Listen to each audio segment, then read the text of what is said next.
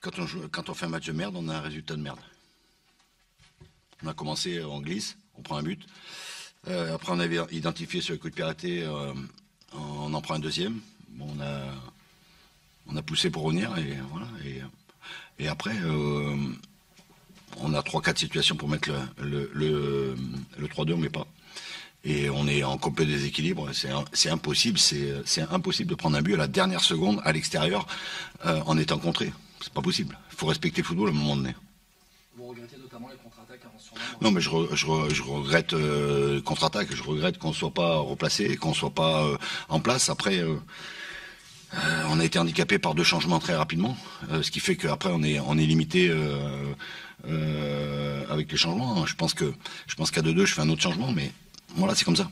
Après, comme j'ai dit.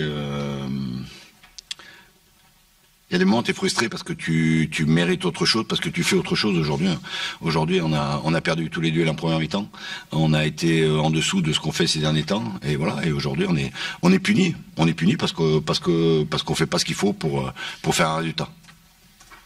Comment t'expliques cette baisse? Mais comment t'expliques déjà, tu te mets en difficulté au bout de 2 minutes. Après, c'est facile. Ces questions, comment t'expliques? J'en sais rien.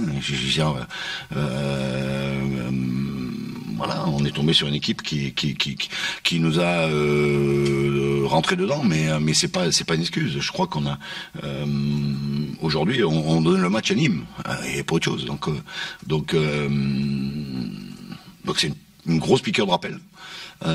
Et voilà, maintenant quand tu fais un match comme ça, tu fermes ta gueule et tu bosses. Merci. Ouais, on peut considérer que c'était une finale. Écoutez, à la 92e et 45 secondes, on était mort. Et puis, ouais, ça c'est le miracle du football. C'est aussi pour ça qu'on fait ce métier-là. C'est pour vivre des émotions comme celle-ci. Et j'espère surtout, parce que je voulais pas entendre parler autre chose que du match de Pau cette semaine. En revanche, donc on va savourer quand même, on va savourer. D'ailleurs ils le font en ce moment dans le vestiaire, mais moi je vais très vite me concentrer sur le match de Valenciennes et j'espère que cette victoire, enfin surtout la façon dont on a gagné le match aujourd'hui, nous servira pour battre Valenciennes samedi prochain ici aux Antonins. Parce que le mal un peu de cette saison de Nîmes, c'est qu'il n'y a pas cette continuité. Là vous avez commencé, il la faut là dans les instants. De toute façon, oui, et puis on n'a pas le choix là. On est obligé. On est face au mur. Il nous faut prendre des points. Il nous faut gagner des matchs. Des matchs, il y en a de moins en moins. Donc forcément, on n'a pas le choix. Très franchement, à 2-2 au pénalty de Pau, est-ce que vous avez dit c'est mort, c'est fini, ce soir ça ne peut pas? Non, aucun moment. Vous avez vu comme j'étais. J'essayais d'haranguer encore mes joueurs. En revanche, je me mets à la place de Didier Tolo ce soir. Je pense qu'il doit l'avoir mauvaise, parce que combien de balles de 3-2 ils ont eu? Ouais, mais je peux comprendre, ce qui est normal, parce qu'ils ont eu au moins 3 ou 4 balles de 3-2 pour vraiment boucler le match. Alors ce qui est terrible dans ce genre de situation, c'est que nous, par exemple, pendant le temps additionnel, on obtenait des coups francs. Moi, vous savez, vous avez beau appeler un deuxième joueur derrière, il n'y en a pas un qui vous écoute. Puis c'est vrai, je m'étais dit perdu pour perdu, autant les laisser faire, et comme quoi. Voilà, et vous voyez, j'ai bien aimé les entrées de Steve Ambry et de Mehdi Zerkan. C'est Mehdi qui décale Steve Ambry, et c'est Steve Ambry qui centre pied droit entrée pour Kylian Guessoum. Bon, j'imagine que vous auriez aimé parce que votre équipe a eu des situations pour plier le match à 3-1. On a 2 balles de 3-1 en début de deuxième mi-temps, notamment une où Pablo se gêne avec Thibaut. Voilà, et je pense que si on arrive à marquer début de deuxième mi-temps, voilà, cette balle de 3-1, on aurait été peut-être un peu plus serein, parce qu'on l'a pas été tant que ça, serein en deuxième mi-temps. Mais vous savez, quand vous jouez votre vie, quand vous jouez votre maintien, moi je comprends, ça passe par là, vous jouez toujours un peu tendu, techniquement vous réussissez pas tout ce que vous tentez. Donc Voilà, j'en veux pas à mes joueurs. Je suis même prêt à les pardonner par rapport à tout ça. Voilà, l'essentiel, je veux dire, hein, l'essentiel c'est qu'on ait pris 3 points aujourd'hui et qu'on soit toujours en vie. C'est un signe, ce dénouement. C'est exactement ce que j'ai dit à mes joueurs à la fin. Je dis, moi je le vois comme un signe. Voilà. Et c'est ce à quoi on va s'accrocher.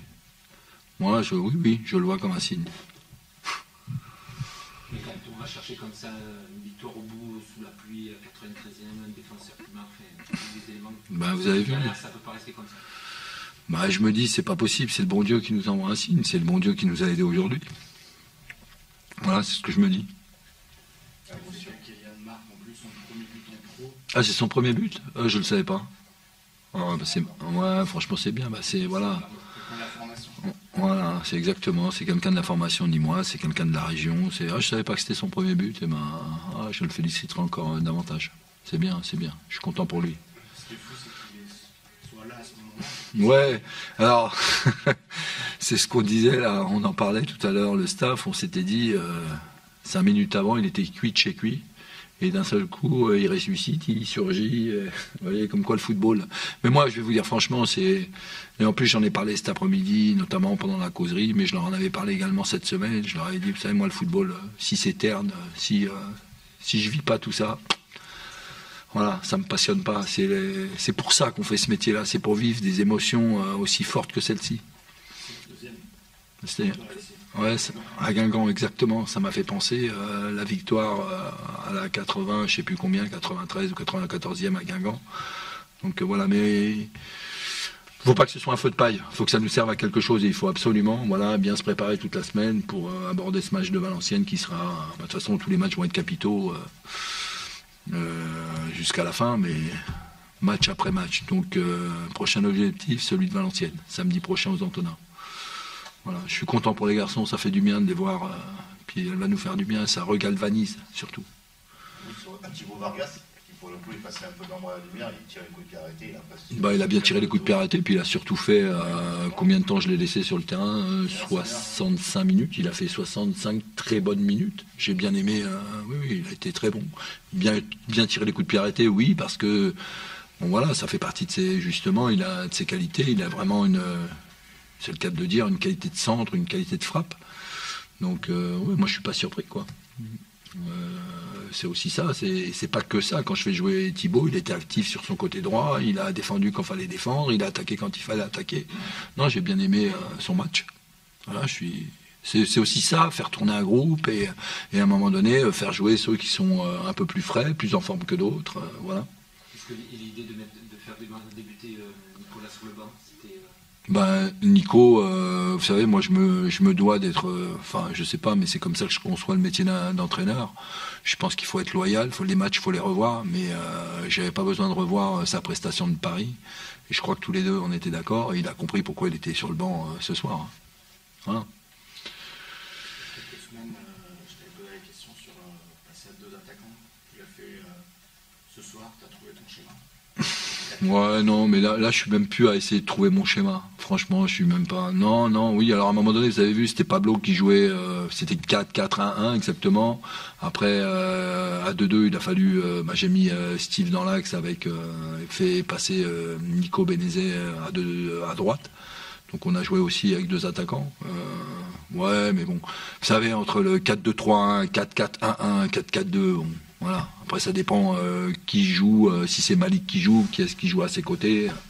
Hein. Si c'est un Steve Ambry, c'est plus un 4-4-2. Si c'est un Pablo, 4-4-1-1. Et si c'est un Nico Benezet, un 4-2-3-1. Voilà. On est d'accord. On est quand même passé très près de beaucoup de rejets.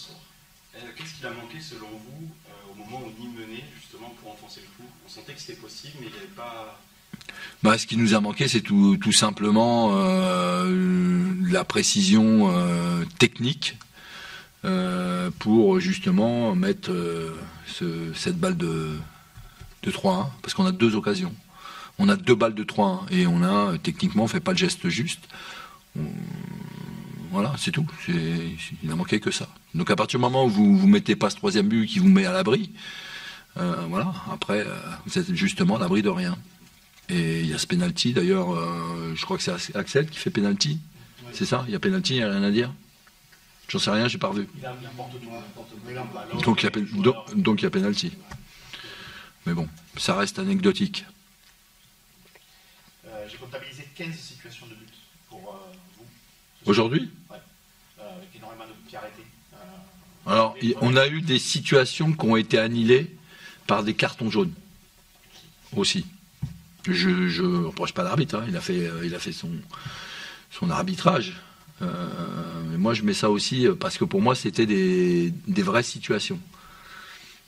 Donc, autant de situations, ça signifie quelque chose. Ouais, mais je pense que C'est un club qui est en bas du classement. aussi, voilà, et puis il y a aussi un manque de confiance, forcément, quand vous êtes en bas du classement, quand vous jouez votre vie. Moi, j'ai senti, début de match, même si on marque en début de match, on était quand même tendu. On était très tendu. On avait peur de faire d'erreurs. Donc c'est la raison pour laquelle, à un moment donné, je les ai libérés un peu en leur disant d'arrêter d'essayer de jouer entre les lignes, dans l'axe, parce que, attention, Pau est une équipe très disciplinée et qui défend très bien, qui vous laisse très peu d'espace pour justement jouer, trouver les joueurs entre les lignes. Donc en fait, parce que je voulais pas qu'on joue long sur Malik ce soir. Mais en deuxième mi-temps, je leur ai dit, bon, on va jouer un petit peu plus long sur Malik et essayer de trouver Rafiki dans la profondeur à l'opposé. Plus difficile aussi, ce qu'on disait en deuxième période. On a souffert. Ouais, on a souffert. Avant le penalty. Ouais, on a souffert. 10 minutes, Ouais, on a reculé. Ouais, on a reculé. Ils avaient leur deuxième attaquant qui venait entre les lignes, donc on était obligé de faire reculer Joseph. Mais Pablo était obligé de défendre un peu plus au milieu. En fait, on s'est transformé en 4-3-3. Hein. Voilà, mais on a essayé de préserver notre but d'avance.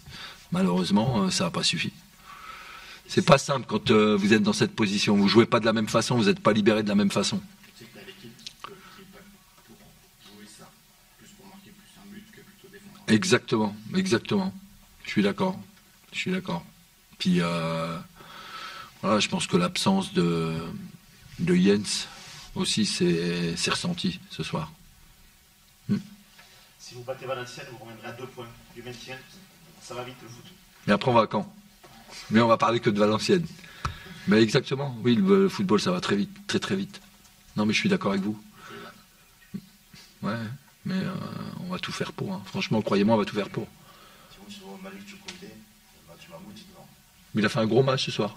Hein? Ouais, je suis d'accord.